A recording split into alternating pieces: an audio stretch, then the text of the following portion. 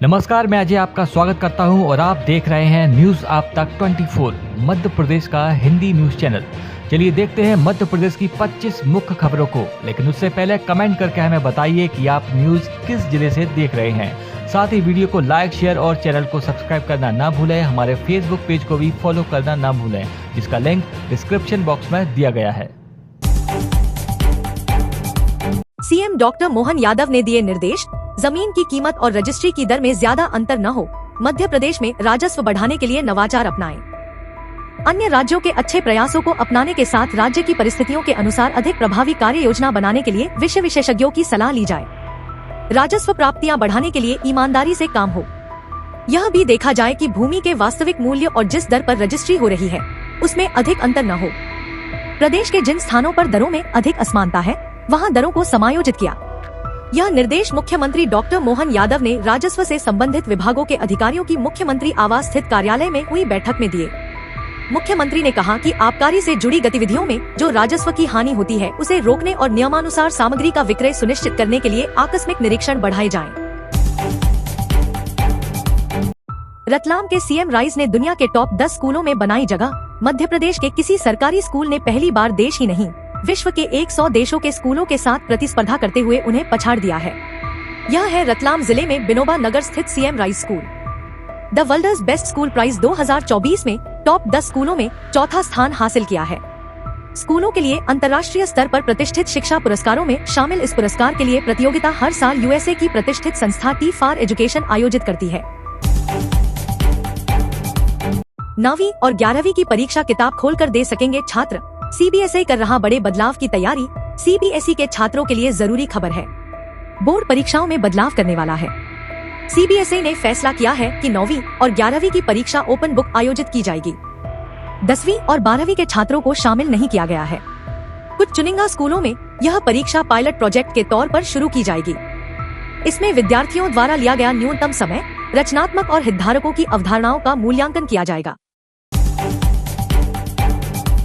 Basic course in biomedical research बिना नहीं मिलेगा चिकित्सा शिक्षकों को प्रमोशन। मध्य प्रदेश के चिकित्सा महाविद्यालयों के चिकित्सा शिक्षकों को प्रमोशन के लिए basic course in biomedical research करना होगा, वरना प्रमोशन से वंचित रहना पड़ेगा। इसी तरह स्नातकोत्तर मेडिकल छात्र इस कोर्स को किए बिना परीक्षा नहीं दे पाएंगे। राष्ट्रीय चिकित्सा आयोग ने इस पाठ्यक्रम को अनिवार्य किया है। चिकित्सा शिक्षक व पीजी छात्र इस कोर्स को ऑनलाइन कर सकेंगे। ICMR national institute of epidemiology इस कोर्स को कराएगा। कोर्स का मकसद स्वास्थ्य में अनुसंधान पद्धति को बढ़ावा देना है।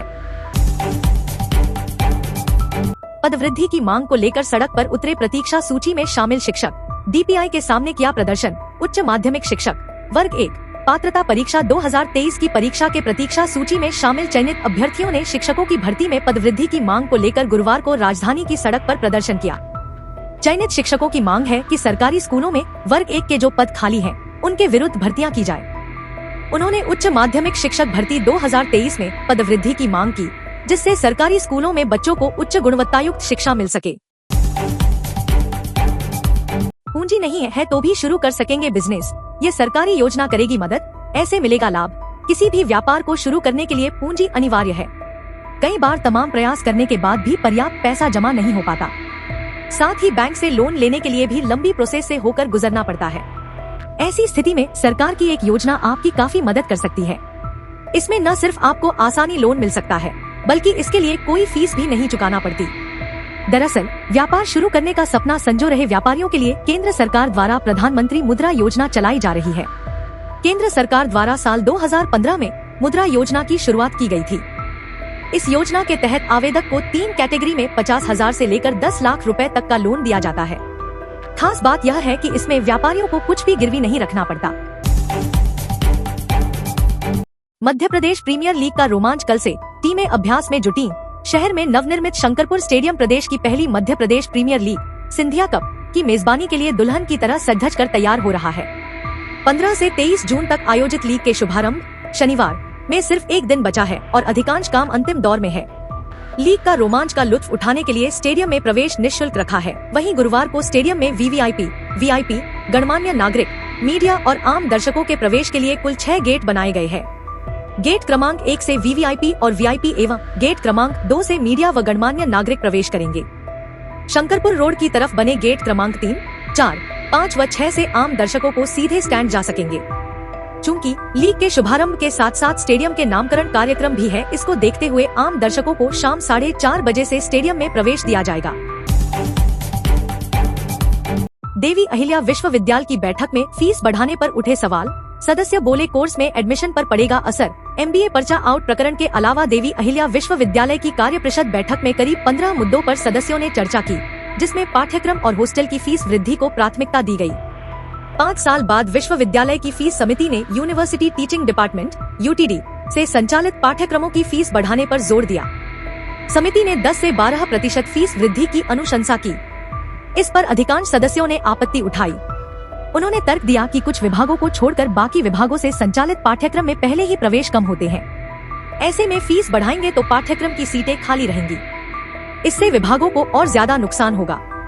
सदस्यों ने प्रस्ताव में संशोधन करने का सुझाव दिया। इसके चलते कार्य परिषद ने फीस वृद्धि को रोक दिया है। अगली बैठक में मुद्दे पर दोबारा विचार विमर्श किया जाएगा।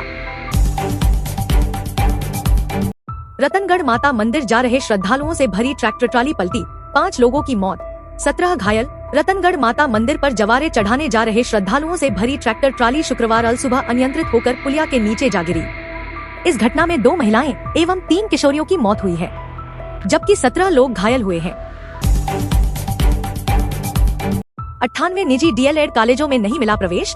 ग्वालियर में सत्र 2024 से 25 के प्रथम चरण में प्रदेश के 98 निजी DLED कॉलेजों ने एक भी छात्र को प्रवेश नहीं दिया, जिसको लेकर सभी 98 कॉलेजों को कारण बताओ नोटिस जारी किया गया है। इन 98 कॉलेज में 53 कॉलेज ग्वालियर के भी शामिल है। प्रथम चरण में प्रवेश न देने का लेकर धांधली की आशंका जताई जा रही है। यह नोटिस राज्य शिक्षा केंद्र भोपाल के संचालक धनराज एस ने जारी किया है। इन सभी कॉलेजों को अपना जवाब लिखित रूप से कार्यालय राज्य शिक्षा केंद्र भोपाल में 19 जून शाम 5 बजे तक प्रस्तुत करना है। जिस भी कॉलेज का स्पष्टीकरण प्राप्त नहीं होगा वह दूसरे चरण की प्रक्रिया से बाहर माना जाएगा। इसके साथ ही संबंधित कॉलेज की मान्यता समाप्त करने की कार्रवाई भी की जा सकती है। मध्य प्रदेश में 18 जून तक आ सकता है मानसून।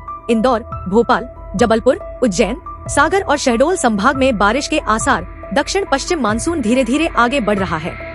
अगले 2-3 दिन में मानसून के महाराष्ट्र, छत्तीसगढ़ के अलावा ओडिशा में भी आगे बढ़ने के आसार हैं। हालांकि मध्य प्रदेश में 18 जून के आसपास मानसून के आने की संभावना व्यक्त की जा रही है। वर्तमान में अलग अलग स्थानों पर बनी 4 मौसम प्रणालियों के असर से हवाओं के साथ नमी आने का सिलसिला बना हुआ है। इस वजह से प्रदेश के विभिन्न जिलों में वर्षा हो रही है। भिंड में इसी सत्र से अस्थायी रूप से शुरू होगा प्रदेश का दूसरा सैनिक स्कूल। देश की सेना में सबसे अधिक सैनिकों के रूप में भागीदारी करने वाले भिंड जिले में सैनिक स्कूल खोले जाने की तैयारी तेज हो गई है। इसी शैक्षणिक सत्र 2024 से 25 में इसका शुभारंभ जिले के गोहद स्थित मॉडल स्कूल में होने जा रहा है। इसके लिए सोमवार को निरीक्षण किया गया। निरीक्षण की रिपोर्ट जल्द ही सैनिक बोर्ड दिल्ली को सौंपी जाएगी। बोर्ड से अनुमति मिलने के बाद गोहद में सैनिक स्कूल का अस्थायी संचालन शुरू कर दिया जाएगा। हालांकि सैनिक स्कूल मालनपुर में खोला जाना है, जहां पर भवन निर्माण का कार्य भी शुरू हो चुका है। सैनिक स्कूल की घोषणा मोदी सरकार के पहले कार्यकाल में तत्कालीन रक्षा मंत्री निर्मला सीतारमण ने की थी। जबलपुर में ITI के लिए प्रशिक्षण के लिए 15 जून तक करें आवेदन। शासकीय संभागीय ITI जबलपुर में सत्र 2024 के लिए 27 ट्रेडों में प्रवेश की प्रक्रिया हो गई है। ट्रेड चयन के लिए च्वाइस फिलिंग कर सकते हैं। इसमें 8वीं तथा 10वीं कक्षा उत्तीर्ण आवेदक ही संस्थान में प्रवेश के लिए पात्र हैं। संभागीय ITI के प्राचार्य सुनील कुमार ललावत ने बताया कि प्रवेश के इच्छुक अभ्यर्थी MP ऑनलाइन के अधिकृत सहायता केंद्र या MP ऑनलाइन कियोस्क के माध्यम से अथवा विभागीय वेबसाइट पर 10 जून तक पंजीयन के लिए ऑनलाइन आवेदन कर सकते हैं। केंद्र सरकार के नेशनल करियर सर्विस सेंटर द्वारा अनुसूचित जाति एवं वृत्तिक प्रशिक्षण के लिए अनुसूचित जनजाति के युवाओं को 1 जुलाई से निःशुल्क वृत्तिक प्रशिक्षण प्रदान किया जाएगा। अभ्यर्थी PSM कॉलेज परिसर के कक्ष क्रमांक 21 से 22 में स्थित national career service centre for SC/ST के कार्यालय से आवेदन फॉर्म प्राप्त कर सकते हैं। आवेदन जमा करने की अंतिम तिथि 15 जून है।